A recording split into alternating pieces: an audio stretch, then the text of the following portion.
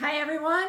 Okay, here we go. This is going to be the last part of Captivated that comes out April 1st, no fooling, April Fool's Day. So this is Captivated part 4 of the first chapter. Juliet's whole life before her parents died had been about cleanliness. She could remember back when she was barely 3 years old and how unacceptable it had been to make a mess as she used a small spoon. Her mother had incessantly wiped her mouth each time she'd taken a bite. By the time Juliet was done with her dinner, her cheeks were raw from the rough washcloth her mother used.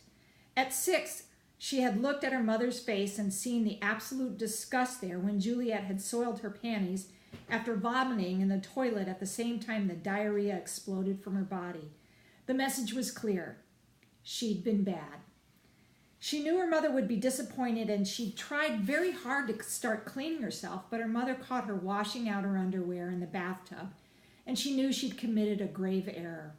Her tears fell down her cheeks as she apologized for the mess. "I'm sorry, Mama, I got sick." Her mother had pushed her roughly aside and poured bleach over the clothes before wrapping them in a plastic bag to discard, the revulsion evident on her face.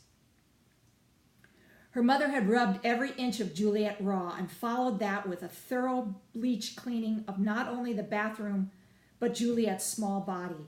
The angry red rash lasted for several weeks, long after she'd recovered from the stomach flu.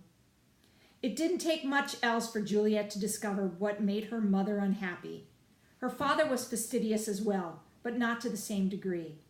Juliet was a smart and fast learner. If you wanted to gain favor with her parents, you had to remember cleanliness was next to godliness.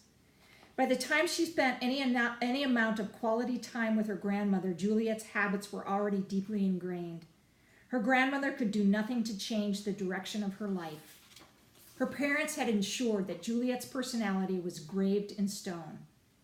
Intellectually, Juliet knew her parents had created a monster, but that didn't make her obsessions any less difficult to overcome.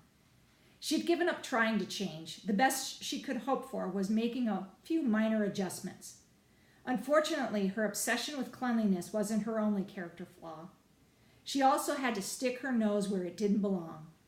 Juliet hadn't at all followed her grandmother's advice to mind her own business. She thought back to how she'd gotten herself into this pickle. 2 days ago, she'd followed Tanner because she just had to know what Tanner was up to. Okay, that's the end of chapter 1. So hopefully you're enticed enough to get Captivated when it comes out on April 1st. It will also be in paperback on April 1st at the Lone Star Lesfic Festival in Austin, Texas. Again, on April 1st. No fooling. Happy April Fool's Day, and see y'all later. Captivated Part 4.